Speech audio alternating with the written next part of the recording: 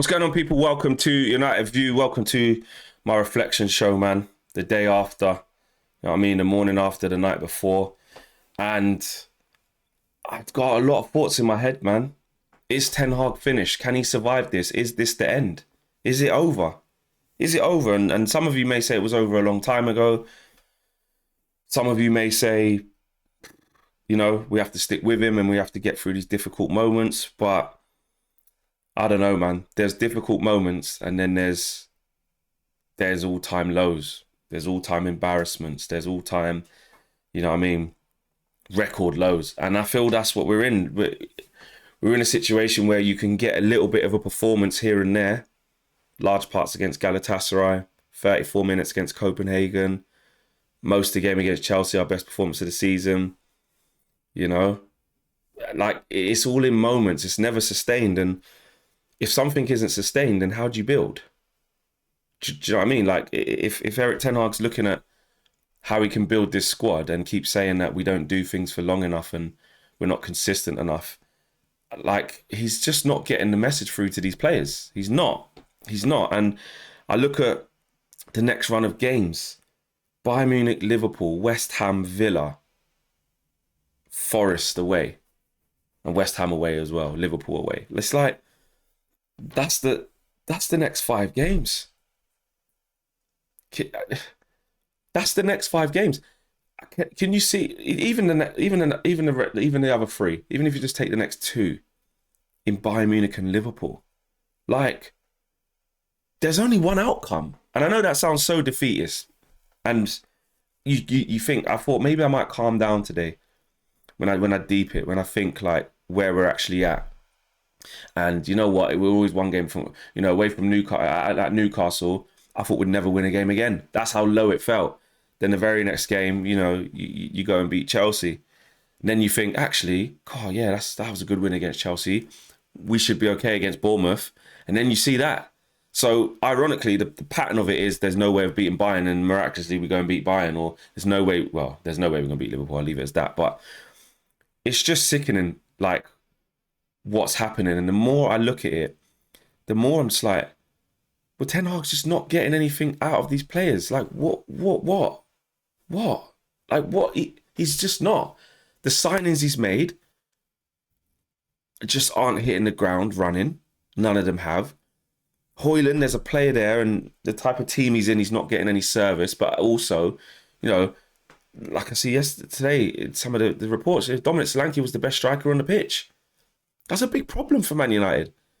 Man United shouldn't be playing Bournemouth and their striker is the best striker on the pitch. And I know I ironically joked that Scott McTominay was the best striker on the pitch against Chelsea. That's a big problem too. That's a massive problem too. And we're not potent enough. We're not headstrong enough. The leaders who are meant to lead don't do it. You know, Bruno Fernandes. I mean, I said to Owen, I literally said to Owen in the stream, I think in the morning of the game, or maybe the day before the game, morning view it was. And I think I said to Owen, was like, do you think Bruno will not get a yellow card? I said, well, obviously the referees, you know what they're like these days.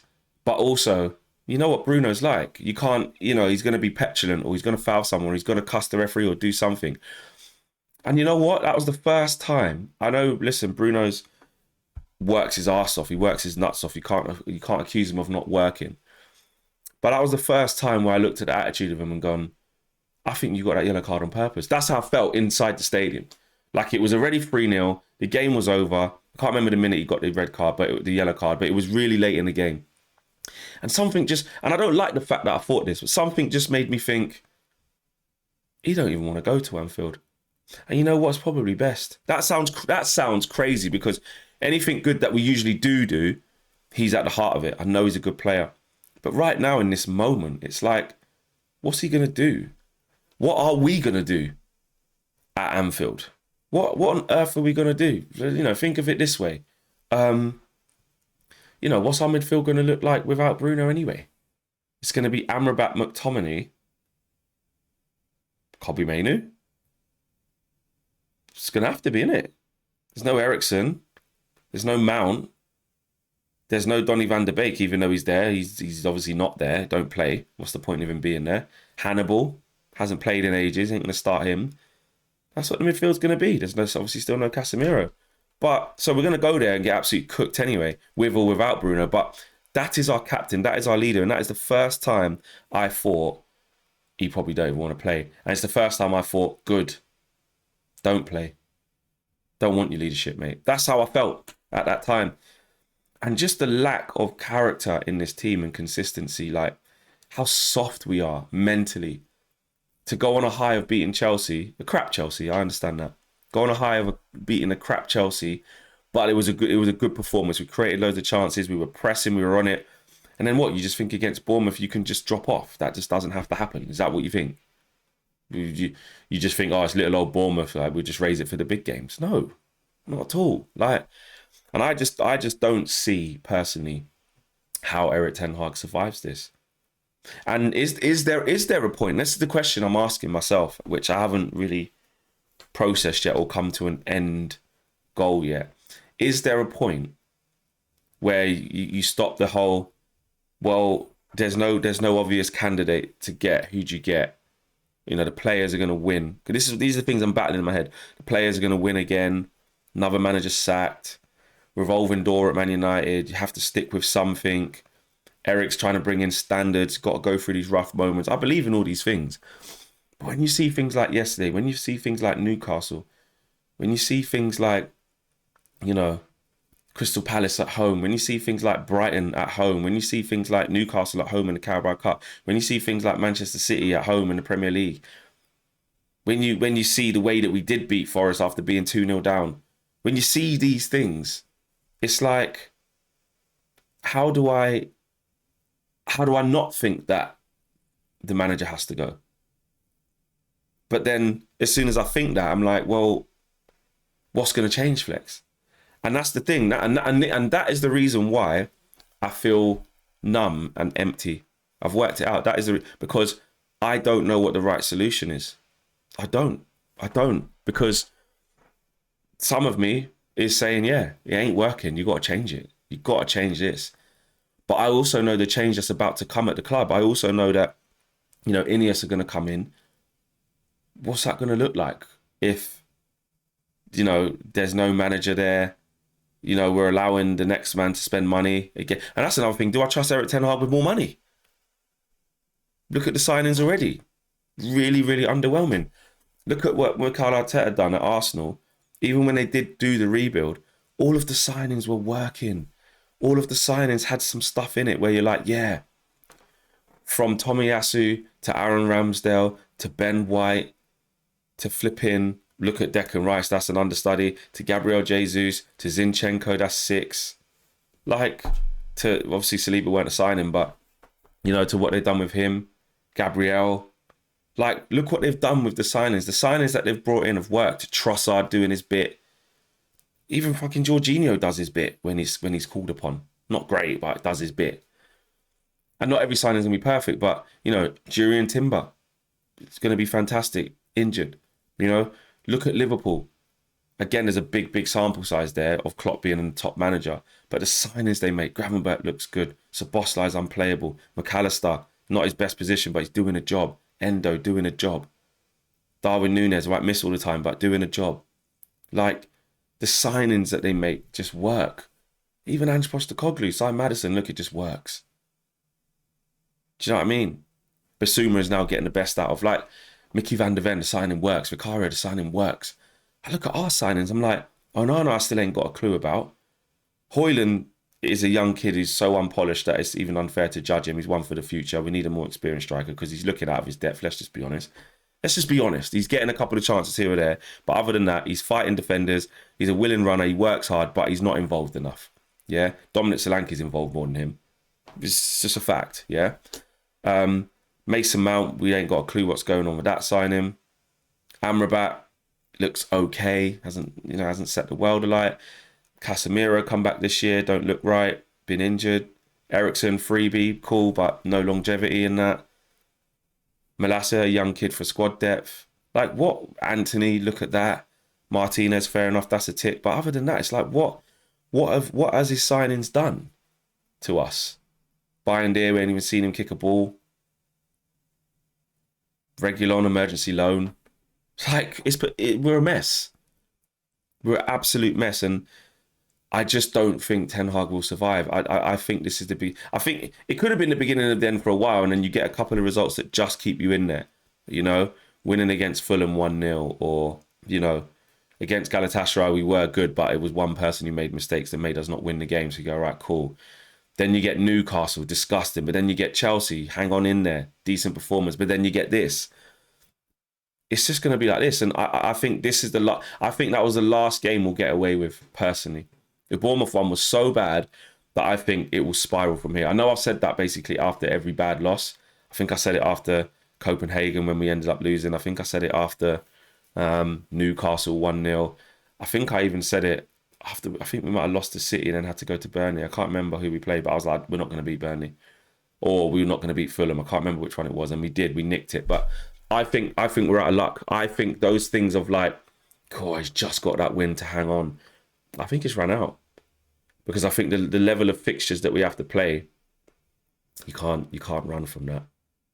You can't run. I don't care that Bayern Munich are through, top of the group.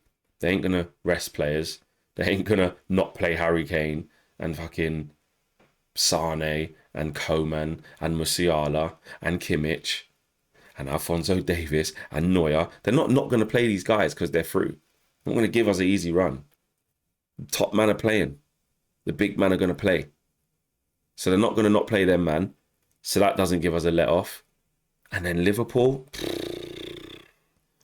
Let's just be real. Pulling up to Anfield, yeah, where we would have gone out of the Champions League. Anfield's going to be rocking.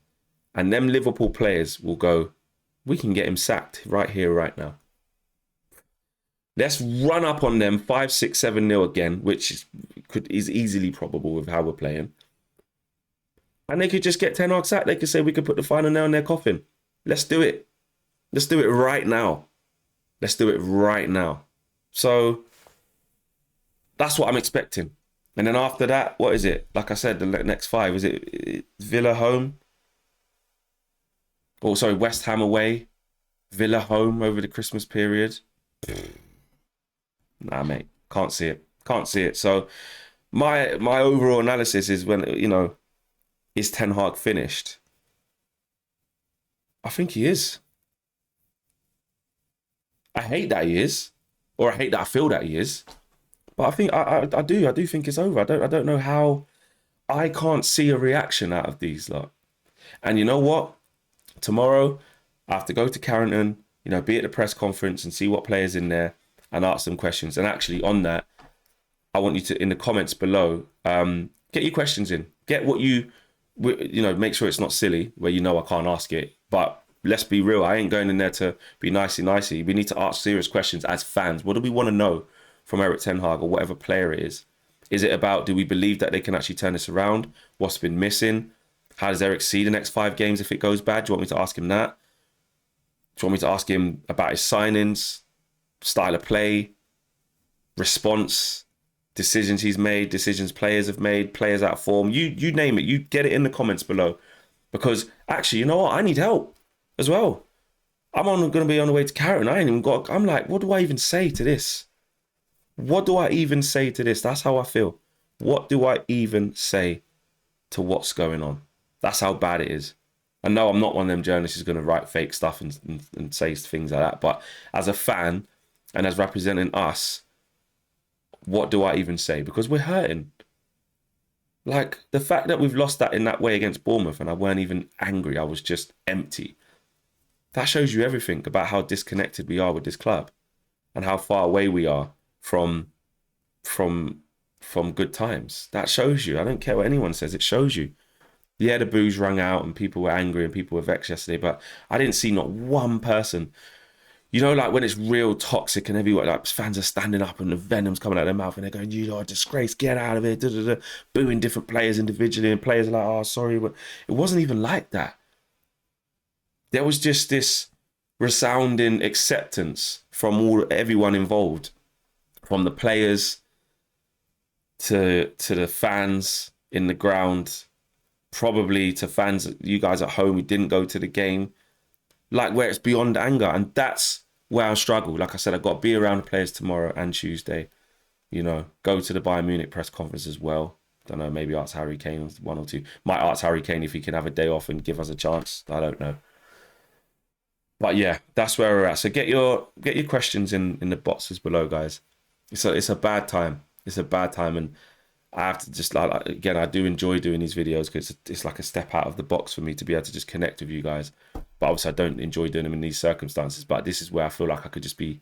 Not that I don't feel like I could be honest in all the other shows, but this is just it's just sort of me and my thoughts and you guys, and that's how I'm really feeling. I don't think Eric's going to survive this. I'm leaning more towards that. I hate that that's the case, but I don't think he's going to survive this. Anyway, smash a like on the video, subscribe to the channel if you are new, guys, and remember, get your comments in, your questions in that you'd like me to post to a player tomorrow or Eric. I'm out of here, guys. Take care. See you on the full view later on this evening as well. We'll be doing that. More reaction. We'll see what news comes out today. And I'll see you live at the full view later on. Take care. Peace.